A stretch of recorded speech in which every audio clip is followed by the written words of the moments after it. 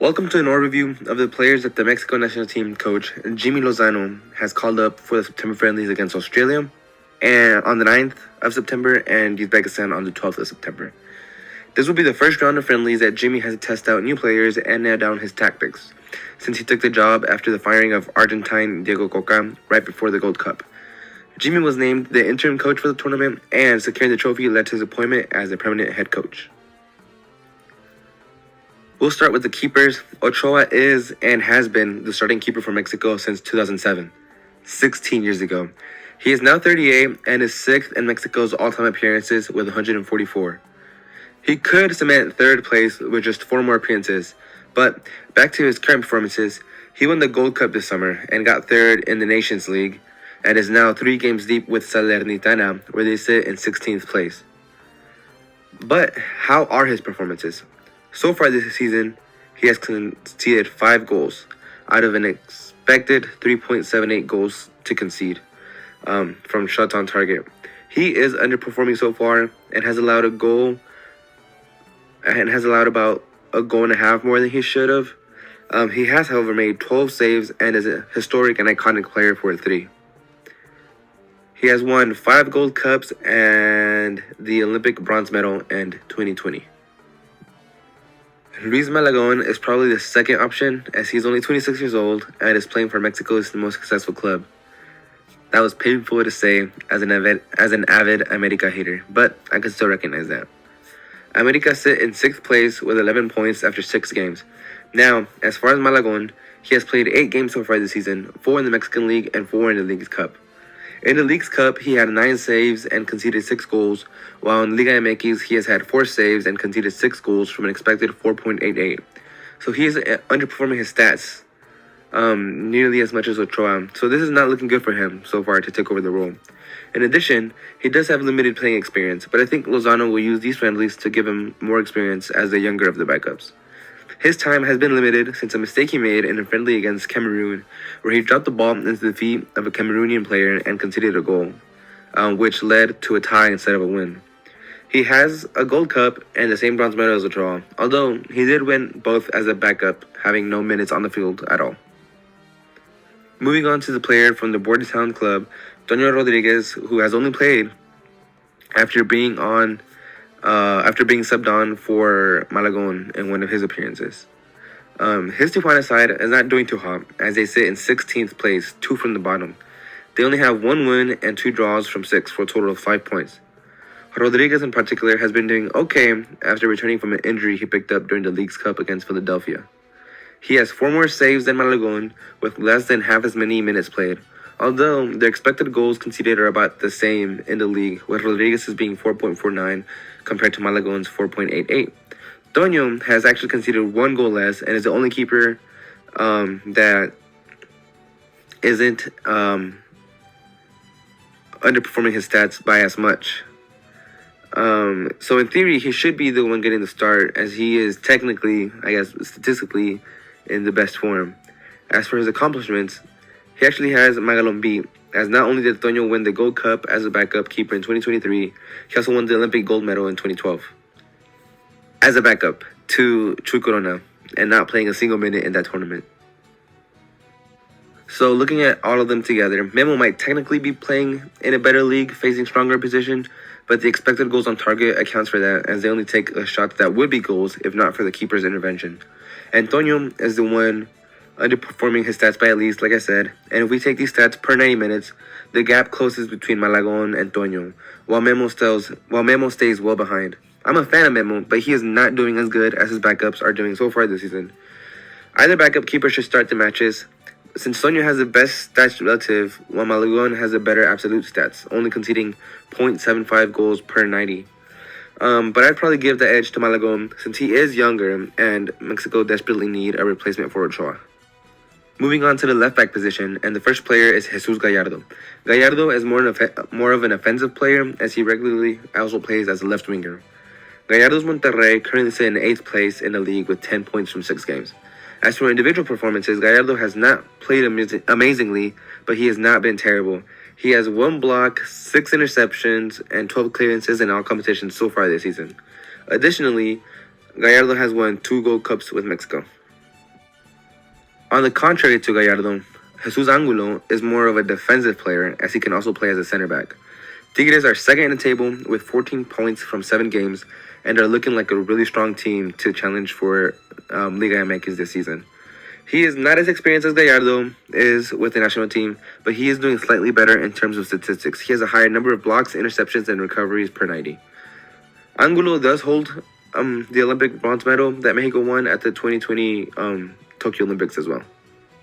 Looking at these statistics, it is clear that Angulo is outperforming Gallardo both defensively and offensively, having more blocks, interceptions, and recoveries per 90, as well as expected goals and expected assists. He also has 4 chances created and 1 goal scored, whereas Gallardo only has 3 chances created and no goals scored. So I would give the edge to Angulo to start the friendlies. Gilberto Sepulveda is a 24-year-old center back for Chivas. He has previously played 7 games with the national team, 2 of which he was subbed on during the 2021 Gold Cup. After that, he didn't receive a call-up until 2 years later in June of this year and played in friendlies against Guatemala and Cameroon. So far this season, Chivas sit in 4th place with 13 points, so not terrible but not amazing. As far as Sepulveda, he has pretty good statistics this season so far, and is probably going to get some game time considering there are only 200 center backs that were called up. Johan Vasquez is currently playing at Genoa, and they are hoping to avoid relegation after being promoted last season. They sit in 14th place after 3 games, so it's going to be a tough season for them. Johan has played 4 games so far this season, in which he has scored 1 goal in the Copa Italia, and he has had 5 interceptions, 12 clearances, and 16 recoveries in all competitions. With Mexico, Vasquez has won a Gold Cup and an Olympic bronze medal. The last center back called up to the national team is Sepulveda's partner from Chivas, Jesus Orozco. Orozco has no games with the national team and will be one of 3 players that may make their debut with the team this September. Like I said, with Sepulveda, Chivas are in 4th place, so they're doing pretty decent.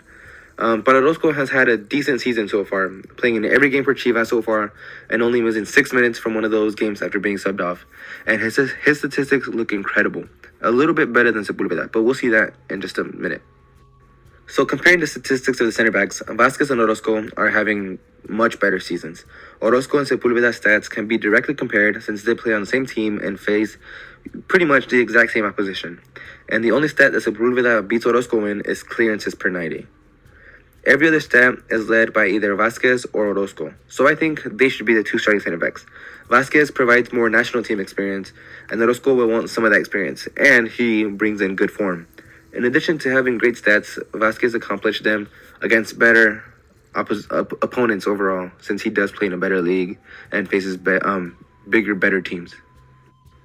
Now moving on to the right backs, the first of which is 24-year-old Kevin Alvarez from America. We already saw that America are currently in 6th place in the table, but Kevin so far this season has already played 9 matches and has had decent statistics. Although being a defender, he often goes up the pitch, similar to Gallardo, and has actually scored 3 goals this season so far, in addition to providing an assist. The other true right back called up is Barcelona's youngster Julian Araujo, who is currently on loan at Las Palmas. Now, Las Palmas are not doing great in the league, but Julian has had some good performances, especially considering that they are currently sitting in the relegation zone with 2 points from 4 games, and they have yet to win a game. But their defensive record is pretty good for a team that's that low in the table. They have only conceded 3 goals. Unfortunately, they have only scored 1 goal, which is why they're where they are. But back to Araujo. In 3 appearances, he has had 2 blocks, 3 interceptions, and 10 ball recoveries. And although he only has 10 matches with the national team, he was part of the Gold Cup winning team this past July. Now, comparing the 2 possible right backs, Alvarez can be seen to be much more offensive, while Araujo is much more defensive, having almost 4 times as many blocks per 90 and over twice as many interceptions per 90, with similar clearances and recoveries per 90 as Alvarez. It is really up to how Lozano wants to play, as he can play both Gallardo and Alvarez as fullbacks, as wingbacks basically, to give Mexico more attacking prowess, or he can play Araujo and Angulo to keep, a more defensive solidarity. I would probably give the edge to Alvarez, as we already have Angulo on the left side of the pitch being defensive. Although Araujo has faced much more difficult opponents by a good bit too, as his opponents average about an 84 rating. I'll talk about that near the end of the video. So he has, like I said, he has experience against better opposition. But given that these are only friendlies, Alvarez should probably get some game time in. Now moving into the midfield, more specifically the defensive players. And first up we have Edson Alvarez. Now right now Edson Alvarez is soaring with West Ham in the Premier League as they sit undefeated in fourth place after 4 games with Europa League football on the horizon. Edson is probably the best or second best player for Mexico right now. And this can be seen in his stats, where he has about 1.5 blocks per 90, 2 interceptions per 90, 10 clearances per 90, as well as 2.5 recoveries and about 2.5 passes into the final third.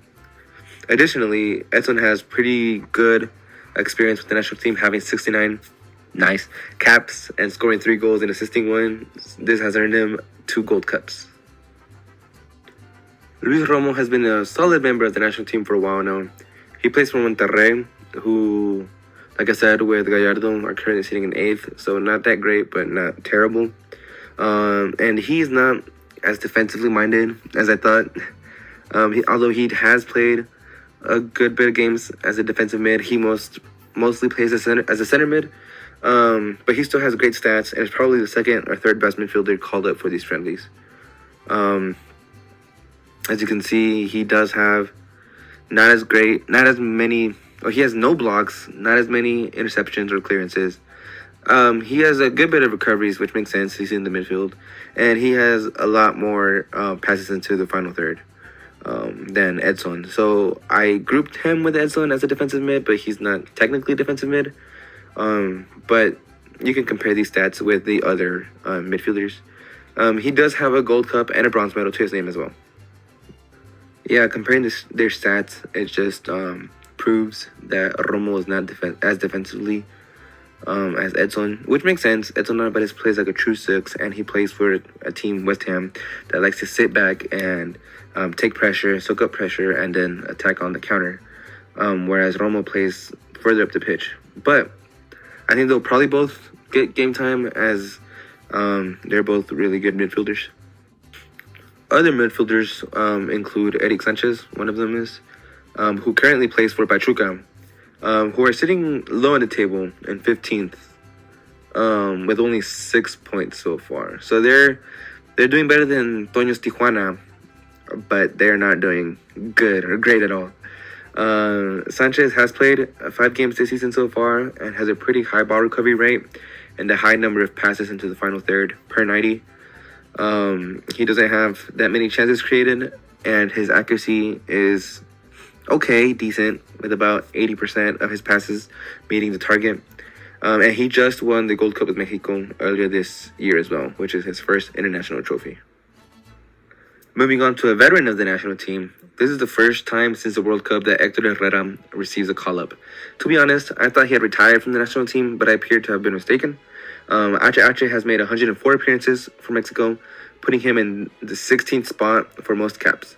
He has also scored 10 goals and provided 16 assists. He now plays for Houston Dynamo in the MLS, who sit in 12th place in the Community Shield table, not just the Western Conference table, since MLS is, just like the other American sports, divided usually into 2 divisions or conferences.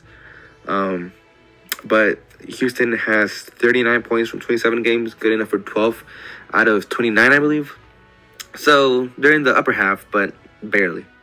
And then one thing about Ache is that he has really accurate passing, averaging about 88%, which is pretty exceptional for a midfielder. He also has a lot of passes into the final third per 90, and a good bit of assists so far, which we will see in a bit. With Mexico, he has won a Gold Cup and was part of the gold medal winning team back in the 2012 Olympics. And yes, I know that these are not technically senior national team trophies, but leave me alone. I'm Mexican, okay? I like to have the illusion that we have more trophies than we actually do. And one of the other midfielders that we have is Charlie Rodriguez, who currently plays for Cruz Azul, who's actually doing worse than Pachuca and Tijuana. They're doing pretty awful, pretty terrible. they sit in 17th place, which is second from the bottom, with only 4 points after 7 games, which is terrible. Although, I will say, they have played Monterrey and America, and some other, I think it was Tigres? I might be wrong. But they have played pretty good oppositions in 3 or 4 out of the first 7 games. So that kind of makes sense, but it's no excuse to be doing this bad. Charlie himself has good passing, just as good, almost just as good as Hector Herrera, with an average of 88% passing, and he's not as progressive as the other two, or at least as Ache. And with the national team, he has won 2 gold cups and a bronze medal at the 2020 Olympics. Of the 3 center mids, Ache is in the best form, as the Houston captain leads in almost every statistic. He has the highest accuracy in passing. He also attempts and completes the highest number of passes per game and has the most passes going into the final third. He also leads in goals, expected goals, assists, and expected assists per 90 over the other two. So he's also a much more progressive player. And I can really see him in the team maybe over Luis Romo, since he is doing so hot. As for the other two, Sanchez has more chances created and recoveries per 90 than the other two, but this does not surpass Herrera's statistics. While Charlie isn't leading a single stat besides the level of difficulty of his opponent, but this discrepancy between the opponent difficulty is not big enough to balance out the other stats. So basically, his opponents are not so much better that his statistics should be worse, if that makes sense. So I really do see Ache being in the starting 11, perhaps. But who knows? He might just come in as a super sub. I don't know if super sub is the right word, but he might just come in as a sub to alleviate some of the pressure and create more forward momentum. But we'll have to find out and see. Orbelin Pineda plays in the Greek League for AEK Athens, who are currently sitting in 6th with a game in hand. So far, AEK has played in the Greek Super League and in the Champions League qualifiers. Pineda has created 5 chances in all competitions and has an expected assists of 0.17 and an XG of 0.38. With Mexico, El Mago has only won, or not only, but he has won 2 gold cups. Sebastián Córdoba was originally called up to the squad, but he refrained from joining the team for practice due to an injury that he suffered in the game right before the international break. How heartbreaking is that? He was subbed off in the Tigres game against Querétaro in the 30th minute. From reports, I believe he suffers from a contusion to his right knee, which will keep him from playing with Mexico, but he should be back to playing with Tigres at after the international break. He has played 15 games with Mexico, in which he has scored 3 goals and assisted 3. Like I said, he plays for Tigres, who are currently 2nd in the table, with 14 points from 7 games, so they're doing pretty hot. So far, he has had a decent season before his injury, I guess, which I guess won't really impact his season. He's had, like I said, a decent season, although his minutes have been limited. Since in the League's Cup, although he had 4 appearances, he usually only played a half before either being subbed on or a half after being subbed on. In his 8 appearances, he has created 4 chances and assisted a goal. He's also a bronze medal winner from the Tokyo Olympics. Now, if it were not for his injury, I think Cordova would probably get a start. Although Orbelin does play against more difficult opponents, as he has played in 4 Champions League qualifiers this season so far. The opponent difficulty isn't that big of a difference. It's still clear that Cordova is having a great season and should have been taken into account if not for his injury. I think Orbelin's game time in the Champions League qualifiers earns him the spot just because he does play against a lot more experienced teams. Now moving on to the forwards, specifically the players who usually play as left wingers, and we have Alexis Vega, who is another player from Chivas. Chivas is not doing hot. um, and and Vega doesn't have the best stats, but so far he's only scored 1 goal in 5 appearances, although he has created 7 chances that have not been taken advantage of. He has a total of 6 shots with only 4 of them on target, and he is slightly outperforming his expected goal tally of 0.83. He has also won the Gold Cup and a bronze medal. Now, the second player hoping to make his debut is Cesar El Chino Huerta. He plays for Pumas, who are in the middle of the table, basically with 9 points from 7 games. And his individual performances have been pretty good, as he has scored 2 goals and assisted 1 in 10 matches. He has a 44% shot accuracy with 8 shots on target from 18, and he is slightly underperforming his expected goals in the league. Comparing the two left wingers, it is obvious who is having the better season thus far. The stats that Alexis Vega surpasses Cesar Huerta in are shots on target and goals per 90, as well as shot accuracy. Vega is also outperforming his expected goals per 90 metric, while Huerta is underperforming his, as he is expected to score as much as Vega is. But Huerta does offer much more in the build-up play, as he has more chances created and expected assists per 90. I think that with a winger, you want more of that build-up play, and that is something that Huerta does well, especially with a new goal scorer up front that we will talk about soon. El Piojo Alvarado has been an integral part of this Mexico team for a while now, usually coming in as a sub to try and impact the game. And it is crazy to think that he's only 24. He is the youngest player in the squad to have won 2 Gold Cups alongside a bronze medal. He is the first of 3 right wingers we will be looking at, although he can also play as a left winger and an attacking mid, so he's pretty versatile, which is usually why he's used as a sub. And like I previously said, he plays for Chivas, which are currently in 4th place in the table. And El Piojo is having a pretty decent season, in which he has created 6 chances and scored 2 goals, while having a 50% shot accuracy. Now, Uriel Antuna is a player that receives a lot of hate for being put into the starting 11, and I want to dive a little deeper to determine if this hate is deserved or not by comparing him to the other right-wing options available. He plays for Cruz Azul, who we already know is having a terrible, terrible season so far, although he has created 9 chances, assisted twice, and scored 3 times in 7 appearances, while maintaining a decent 44% shot accuracy. So he has been providing goal involvements for his club. He has also won 2 Gold Cups and a bronze medal. And the final player hoping to make their national team debut is Jordi Corizo from Monterrey. He is 27 now, but I mean, he's good enough to get a call-up at 27 years old. So let's find out how good he is. Corizo has played 13 matches so far this season, with 5 of them coming off the bench, but he has played 90 minutes almost 8.5 times. And in those games, he has managed 11 chances created, 1 assist, and a goal with a shot accuracy of 60%. So these are pretty decent stats. So now let's compare him to both Alvarado and Antuna. Now, comparing the 3 of them, we can see which right winger has been performing the best. Alvarado has the most chances created per 90, and that is the only stat that he's leading, while he's doing terrible in assists and shots. Sure, the assists are not technically his fault, as he could provide good chances, and the player finishing, I guess, messes it up or squanders it, but he has the least amount of shots and shots on target per 90 of the 3.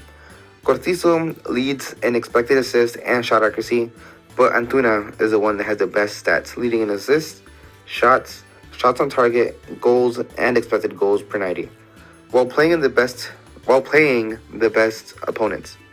He is also on par with Cortizo on chances created. He is only really lacking in shot accuracy, which is surprising given that he leads both shots on target and goals. So if his accuracy was improved even a little bit, his other stats would be even better. So yeah, so far this season, Antuna is the best right winger option of the ones that got called up for the national team. So I do believe that he'll definitely get the start. Although Cortizo could get sympathy, I guess, to try and make his debut, but we'll see. Now moving on to the main men themselves, the strikers. And first up is Santi Jimenez, who has been killing it for both club and country. He was Eredivisie champions with Feyenoord last season and scored the winning goal in this summer's Gold Cup final that gave Mexico the trophy. He is Mexico's golden boy right now, and he's only just 22, which is crazy to think about. Feyenoord is sitting in 4th place after 4 games, still undefeated and with a massive goal difference of 9 this early in the season. Also, so far this season, he has played in 5 games and already created 4 chances and scored 5 goals. He is tied for first in goals scored in the Eredivisie. And last, but certainly not least, is Raul Jimenez. He is only one of 3 players in the squad that are Centurions for the national team, the others being Memo and HH. Fun fact, the player closest to becoming a Centurion is Jesus Gallardo, as he currently sits with 92 caps and is only 29. So I'm sure he'll probably get there by the end of 2024, probably during Copa America next year. As for Raul, he now plays for Fulham, who are currently sitting 13th in the Premier League, which is not terrible but not great. Fulham is expected to be a mid-table team, so they're doing about average. He has yet to score this season in 5 appearances, but he has created 3 chances and hit the woodwork at least twice, I believe. Although those don't technically count as shots on target, which they should. Well, I can see the argument. They are on target, but they're not because they hit the woodwork, so it's kind of hard. But just like many others, Raul has won a Gold Cup and actually has the gold medal from the 2012 Olympics, also being one of 3 in this team. The other 2 being HH and Toño Rodriguez, the backup keeper, not Memo.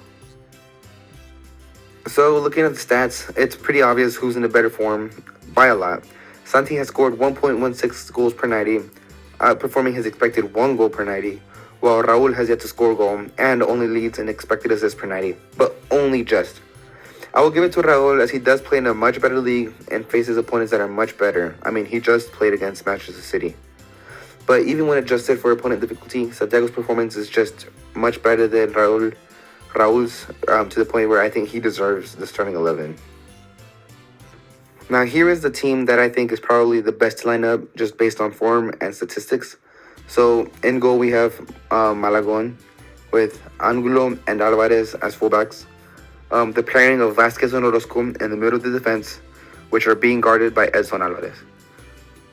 Luis Romo and Orbelin Pineda providing passing lanes, although Romo or Pineda can easily be substituted by HH as he is also doing really good, while El Chino Huerta and Antuna occupy the wide spaces. Up front is Santi Jimenez as a talisman. I think that this is a pretty strong Mexico squad, although not the strongest that could be fielded, which makes sense since these are just friendlies against Australia and Uzbekistan. Nothing against Australia and Uzbekistan, but they are not the strongest of opponents. But a friendly against Germany is on the schedule in October, and a stronger squad will probably be needed for that one if we want to compete.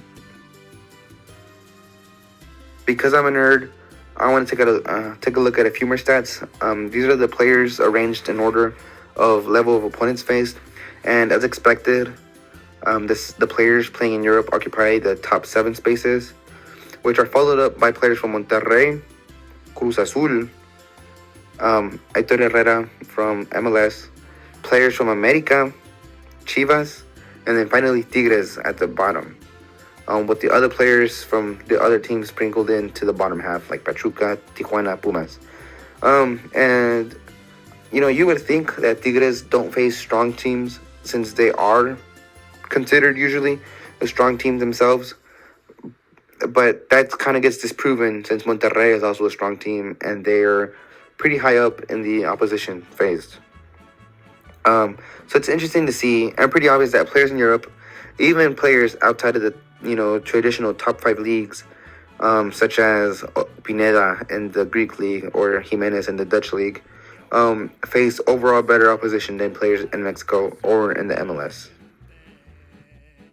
And one last thing I wanted to do that I think is pretty interesting is to sort the players in terms of experience through trophies and caps. So far and away in first place, we have Memo Ochoa with 5 gold cups and an Olympic bronze. Next, we have Uriel Antuna, Charles Rodriguez, and Piojo Alvarado with 2 gold cups and a bronze medal each, followed by Jesus Gallardo, Edson Alvarez, and Orbelin Pineda with only 2 gold cups. Hector Herrera, Raul Jimenez, and Antonio Rodriguez each have a single gold cup and a gold medal from the 2012 Olympics. Strange that no player has two gold cups and a gold medal, only one gold cup and a gold medal, or two gold cups and bronze medals. I wonder what the correlation between that is. And these players are followed by Luis Romo, Alexis Vega, Joan Vasquez, and Luis Malagon, who each also have a gold cup but a bronze medal from the 2020 Olympics. Eric Sanchez, Santi Jimenez, and Julian Araujo each have a gold cup to their name, while Sebastián Córdoba and Jesus Angulo only have a bronze medal. Kevin Alvarez and Gilberto Sepúlveda don't have any silverware with the national team, but they have made appearances, while El Chino Huerta, Jordi Cortizo, and Jesus Orozco are hoping to make their debut. So this has been a review and recap of the 24 players that 23 without Cordoba, 24 of the 24 players that Jimmy Lozano has chosen for the September friendlies. If you like the content, please subscribe. If you want to keep getting content, I also review the performance of Mexicans in Europe on a weekly basis, and I will soon post a video going over Mexicans in the European competitions. So, thank you for watching, y hasta luego, raza.